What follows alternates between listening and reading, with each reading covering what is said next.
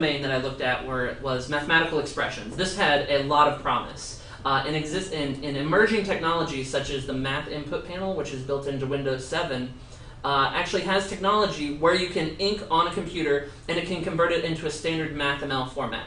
However, that requires a significant amount of user feedback and annotations in order to gain a high level of accuracy.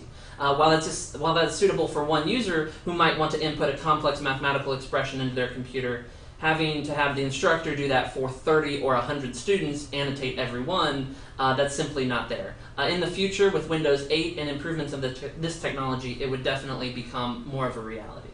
So going back to smiley faces and sailboats, short answers, short strings is the simpler problem that can be tackled. The existence of handwriting technology that has been available since Windows XP makes this problem very, very manageable. So looking at the handwriting technology that Microsoft uses, it's a standard part of the .NET framework. It allows for ink to be a collection of ink, which is called a group of ink strokes, to be converted into a string. Now Microsoft does this through the implementation of neural networks, and it does not produce a recognized string. Turning ink into strings is not a deterministic capability. It actually produces a list of alternatives. So you can see here my V is a little bit tall and slightly separated from the S, so most of the alternatives for this have Louisville as two separate words. However, the recognized string, the result that it actually produced, is accurate. So that's actually significant. The accuracy of the handwriting recognition technology is very high. So the clustering algorithm, now that we can convert ink into strings, we can perform manipulations on these strings themselves. So I targeted several what I called word mutations, and that is the different variants and answers that a student might give that still mean the same thing. So adding things such as making a word plural, adding a and the to the beginning of the string, adding descriptive words that maybe only one student used to describe, and even mistakes as part of the handwriting recognition library. So these word mutations, even though these two answers are different, they're very similar, and identifying that they're similar was the goal. So here's again, a young child would be able to identify these words: mouse, dog, a cat, and cat. A young child that was able to read English would be able to say a cat and cat are the same thing, dogs and dog are the same thing, and mouse is something different. And my algorithm is also able to produce those same results. So how did I accomplish this? I used a formula here that calculates a distance measure. This distance measure uses string distances. I'm not attempting to understand what the words mean. I'm simply trying to identify similar words. So I used a number of algorithms in combination with this formula to come up with the full distance measure. So average tokenized string distance is not really a standard measure, but it is something that's pretty easy to understand. The string a cat and cat have a tokenized string distance of 1 because they have two words in them and they both share cat in common, so the difference is 1. While the strings dog and cat have a distance of 2 because neither of the words are the same. The Durkheim-Levenshtein string distance is an algorithm that counts the number of insertions, deletions, substitutions, and transpositions of characters to transform one string into another. That's commonly used in spell check. If you have a slightly misspelled word, you compare it to a dictionary, you find out which word's closest, and provide those as recommendations. Again, if you compare a cat to cat, the Durkheim-Levenshtein string distance is actually 2, because a and the space are different. Now, the longest common subsequence algorithm is commonly used in DNA to identify common strings of characters, but this can also be applied in this circumstance. You'll notice in the equation that this is the only term that has a negative side.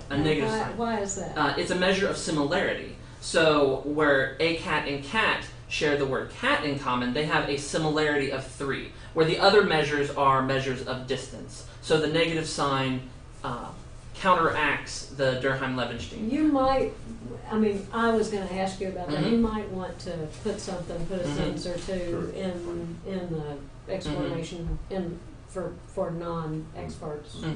Because while they're not exact opposites, the Durkheim-Levenshtein is a measure of how far apart two things are. The longest common subsequence is an approximation of how close together they are. So those two terms in some way balance each other out. So yes, that's a very good point. The average string length, this is also part of the reason why this might be confusion. The average string length is simply a term to push the number a little more positive. I did not want negatives in this, I wanted everything positive, so that's just a term that pushes the average up a little bit. And the number of strings in each group in each cluster is a multiplication factor. The way I came up with this formula, it is slightly arbitrary. I came up with a group of synthetic examples and then tested variations of individual terms, combinations of these terms, and using the set of data, this was the formula that provided the most accuracy for the set of examples that I came up with. I'll talk a little bit more about the failures of this algorithm. So the original groups, this is the simplest example I can come up with. 3 groups, each containing a different string. How does the algorithm actually work? Well, you compare the different, you propose merging every group. So with 3 groups, there are 3 possible merges. Merging group 1 and group 2 and group 3, and group 1 and group 3. So each one of these combinations is a potential merge. Obviously, if you have more, 4, 5, 6, 20 groups, there are more potential merges, but this is the very trivial case. So if you have 3 groups and 3 potential merges, I calculate a threshold. And this threshold is the heuristic that's used to determine the termination of the algorithm. So I simply average the costs and subtract the standard deviation. This is a simple heuristic. Again, I will talk about how this heuristic is successful and how it fails, but that's just to determine if the merge should be performed. So if, let's assume, the cost of merging group 1 and group 2 fell below this heuristic, the algorithm would decide that that is a suitable merge, and the algorithm will merge string 1 with string 2 and keep string 3 separate. One of the termination conditions of the algorithm was met. There's only 2 groups. My algorithm will not merge those final 2 groups into one. The assumption is made that there's at least 2 groups. So looking at some pseudocode, there is another condition for the termination of the algorithm. One is only having 2 groups remaining. The other termination clause is there is only one proposed merge in the last iteration of the algorithm. Again, if that clause was not there, it could propose merging group 1 with group 2, and the next iteration, assuming there are more than 3 groups, could propose additional merges. The cost calculation is changed with every merge, so that clause prevents overclustering. And I'll talk about that more. So there are at most n-1 iterations of the algorithm. Each proposed group, there are n squared minus n over 2 possible combinations. Obviously for 3, that means there's 3, but as that number grows larger, there are more combinations that have to be computed.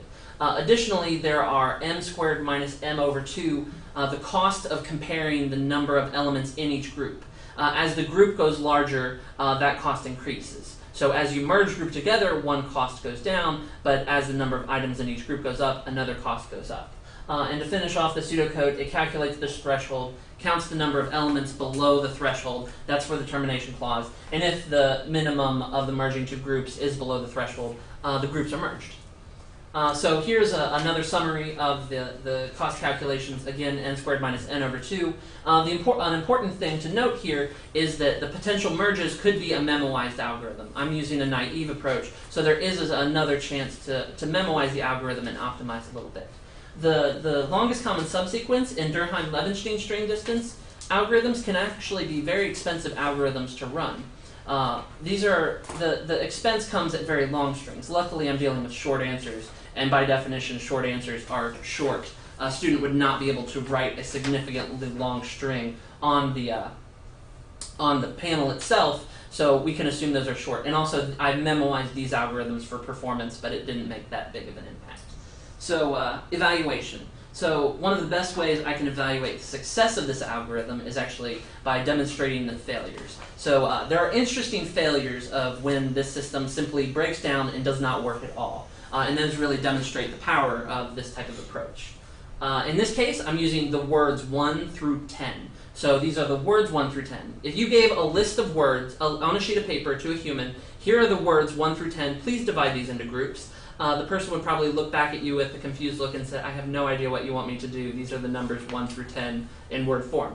My algorithm looks at that list and says, sure, let's go, and starts merging things together, which doesn't make a lot of sense. So you have this seemingly random result at the end, which is not only a byproduct of commonalities in the English language, but also the behavior of the algorithm itself. So obviously this is a very bad answer. But if you asked a question where every student gave a different answer, that might not be good.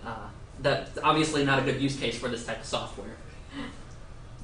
So understanding, failure of the understanding. So again, I'm not using semantic understanding here. If you gave a list to a human that had the numbers, the numeric numbers 1 through 5, and the words 1 through 5 to a human in random order, and you said, please organize these into groups, they probably wouldn't give you a funny look. They would probably put the number 1 with the word 1, and all the way through the number 5 with the word 5. My program looks at this, and since it doesn't understand anything, just, again, produces a seemingly random result. The heuristic to stop the algorithm doesn't stop it, and you end up with this almost random result at the end. Overclustering. So this is the most promising failure case. So again, I have some cats, I have some dogs, but for good measure, I added a lion and a tiger and a bear. So my algorithm, after the 4th iteration of merging groups, put all the cats together, puts all the dogs together, and has the lion, tiger, and bear separately. On the 5th iteration, it decides to merge the lion with the tiger. 6th, it puts the bear in there, and the last one, it merges the cats and dogs together. Now, it's just coincidence that the domesticated animals ended up in one group and the wild animals ended up in another group. Really, the algorithm found the correct result and just kept on going and kept merging things together. So it's very promising that the correct result was achieved using the string distance measures. So evaluation of actual student work. I collected, with the help of Dr. Heeb, 32 student submissions for questions that were designed to elicit a variety of answers and hopefully produce results that are useful. The ink was contained in answer boxes, handwriting recognition was performed, the system was tested end to end. Here is an example of a student response from the Dino panel. The four questions that I asked were cell phone provider, favorite color, home state, and handedness. Each of these questions were designed to have a variety of answers. So